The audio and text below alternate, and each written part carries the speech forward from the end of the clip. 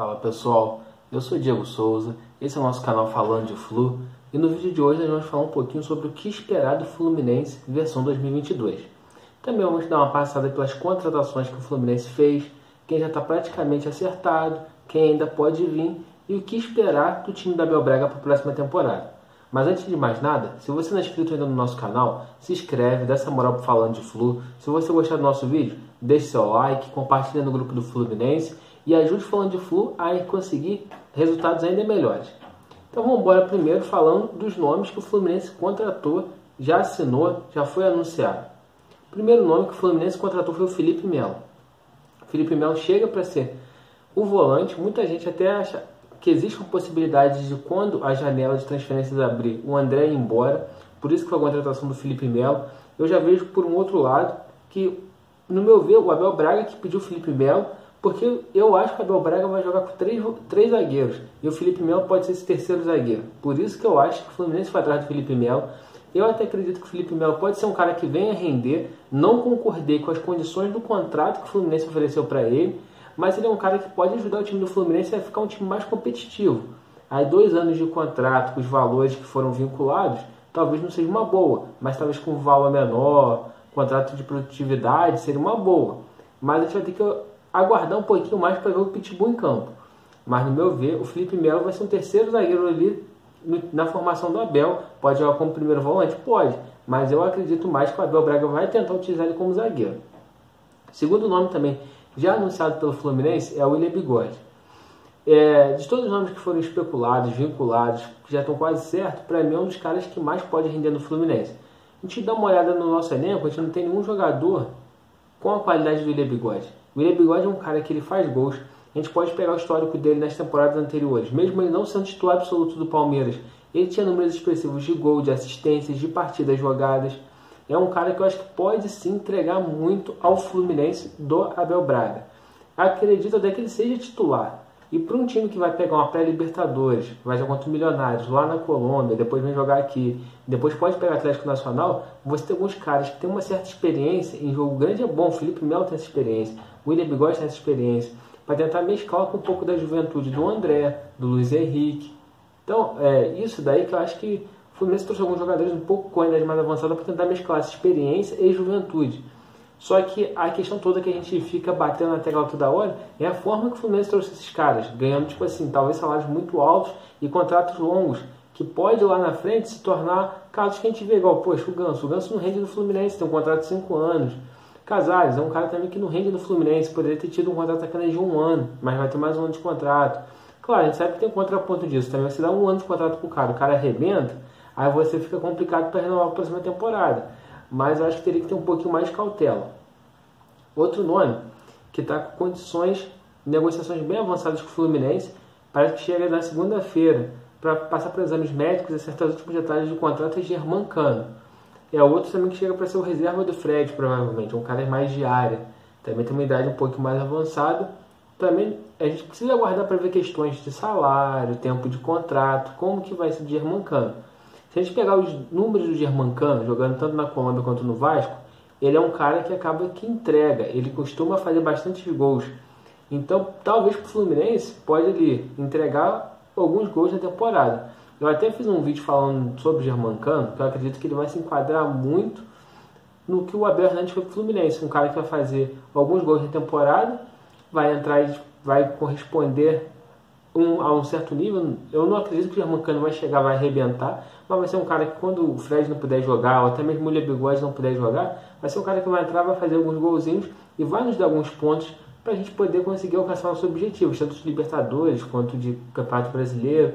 E uma coisa também que tem que ficar atento, o Fred tem contrato com o Fluminense até o meio do ano. Pode ser que se estenda até o final da temporada? Sim, eu até acredito que vai acontecer. Mas o Fred, nessa temporada, a gente já viu que a questão física dele já está impactando bastante. Então a gente precisa ter um cara para poder também estar ali pronto para atuar, que dificilmente o Fred vai aguentar jogar a temporada inteira.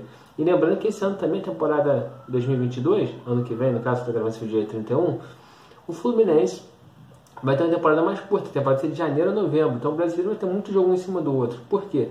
Porque a Copa do Mundo é em novembro, então a gente tem que lembrar disso também, você precisa ter um elenco que possa corresponder quando tiver vários jogos um em cima do outro.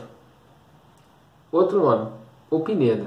O Pineda chega para a lateral esquerda, ele é um destro que joga pelo lado esquerdo. Eu quero ver muito ele atuando nesse time do Fluminense. Ao meu ver, eu acho que o Fluminense pode ter tentado a contratação do Pineda pensando que ele pode jogar também pela direita. Porque se a gente pensar, Calegari fez fez um jogo bom como volante. Se o Abel Braga quiser utilizar o Calegari na próxima temporada como volante, ele precisa de um outro lateral direito reserva para o Samuel Xavier. E o Pineda, como a gente já tem no elenco, Marlon, Danilo Barcelos, Pineda e outro jogador que nós vamos falar mais à frente que o negócio pode até que não dê certo, que é o Cristiano, talvez uma vez ou outra o Abel pode até pensar em utilizar o Pineda pelo lado direito. Só que o jogador já joga muitos anos na lateral esquerda, mesmo com a perna trocada.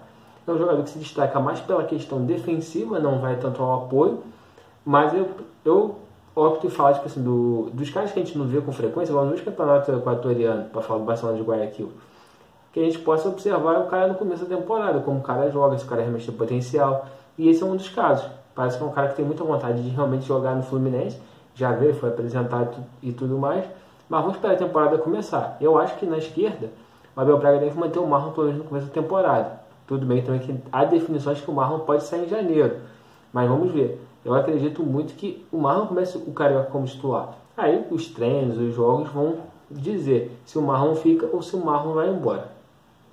Agora o jogador, Cristiano. Cristiano estava tudo certo entre o Fluminense e o time lá da Moldávia, tudo certo. O Cristiano o Fluminense pagaria 7 milhões pela contratação do Cristiano, 1,5 milhão de euros. Só que tem um entrave aí que está acontecendo nesse momento. Qual que é? O Cristiano pode ser que não venha mais, porque tem um clube lá, se não me engano, de Pernambuco, que tem direito a 20% 20 a 30% referente à negociação do jogador. O clube da Moldávia não aceita repassar esses 30% para esse clube. Então, o Cristiano só deve vir se o time da Moldávia abrir mão desses 30% e repassar para o clube lá de Pernambuco, ou se o Fluminense botar mais dinheiro no negócio. Cara, sinceramente, eu acho que se não for saindo do lateral esquerdo do Fluminense, cara, o Cristiano já foi flagrado na loja do Fluminense e tudo mais. Só que, porra, 7 milhões no lateral esquerdo, talvez o Fluminense tenha uma oportunidade de sair fora desse negócio. Não vi o Cristiano como jogador, não estou criticando, não estou falando se o cara é bom, se o cara é ruim, mas talvez se o Fluminense conseguisse ficar com os laterais esquerdos que tem e economizar 7 milhões, seria uma boa. Só que ainda há a tentativa do Fluminense. O Fluminense, inclusive, ofereceu 100 milhões de euros para o clube lá de Pernambuco, que recusou. O clube tem direito a 2 milhões e pouco. Ele não vai ficar só com menos de atrás desse valor, 700 mil, 800 mil. Então, esse é o entrave atual. Não sabemos mais se o Cristiano vem ou se não vem. As definições devem acontecer apenas na primeira semana de janeiro, se o Cristiano realmente vai vir ou não. Então a gente precisa aguardar um pouquinho mais. Mas também é um jogador que chegaria para brigar por posição com o Marlon, com o Pineda, talvez o Danilo Barcelos ficar, né? A gente não sabe se o Danilo Barcelos ficou ou não, mas a gente vai ter que aguardar um pouquinho. Outro nome, David Duarte. O David Duarte foi se procura desde o início de 2021, tentou a contratação dele para o brasileiro já desse ano, não conseguiu e esperou, fez um pré-contrato com o jogador. O jogador, as informações que eu já vi de sendo vinculadas, só não foi anunciado pelo Fluminense ainda, porque ele tem contrato com o Oeste dia 31 de dezembro. Então, hoje. Então, provavelmente, segunda-feira ele vai ser anunciado oficialmente. Já passou por exames médicos, tudo certo do Fluminense e David Duarte. Acredito que vai ser anunciado já na próxima segunda-feira. É um cara que chega, muita gente fala que é para suprir talvez a ausência do Nino, que o Nino pode sim, quando abrir a janela de transferência, se do futebol europeu. Aqui a gente monitora o futebol europeu, não tem nada ainda falando sobre o Nino, mas a gente pode ver o Nino talvez aparecendo em Portugal. Alguns clubes olharam o Nino, mas ainda não apresentaram proposta pelo Fluminense. Eu acho que no cenário atual o Nino não sai, mas todo mundo fala que o David Duarte é um zagueirão, joga muita bola. Se o cara é bom, que chegue para agregar no Fluminense. Ainda mais que eu tenho a sensação que o Fluminense joga com 3 zagueiros. Imagina, você tem David Braz, que termina a temporada em alta, você tem o Nino, tem o Felipe Melo que pode fazer essa função. Se chega o David Duarte, você tem o Lucas Claro, o Manuel ainda não sabe se fica ou se vai embora. A definição provavelmente deve ser em janeiro. E eu acho que se o Nino não for embora, a tendência é que talvez o Manuel possa realmente sair, mas a gente precisa aguardar para ver um pouquinho mais.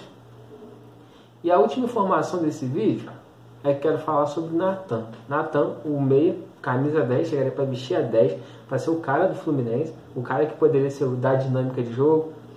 Tava tudo bem encaminhado para acertar com o Fluminense. O Santos entrou na jogada, ofereceu R$1 milhão para o Atlético poder liberar o empréstimo do Natan. O Fluminense, sabendo disso, igualou a proposta e agora está nas mãos do jogador. O Atlético aceitou a proposta do Fluminense, do Santos, e falou assim: Natan, vai lá, escolhe seu destino, para onde você quer ir. Então o Natan tem essa possibilidade, ou ir para o Fluminense ou ir para o Santos.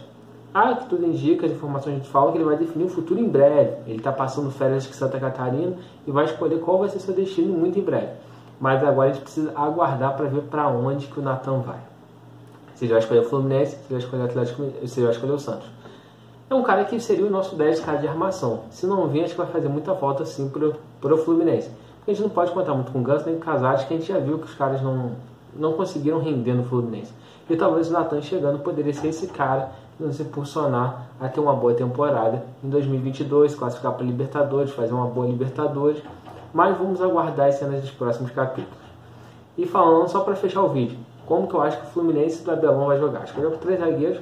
Provavelmente o Marcos Felipe vai ser o titular, porque o Fluminense não contratou nenhum goleiro.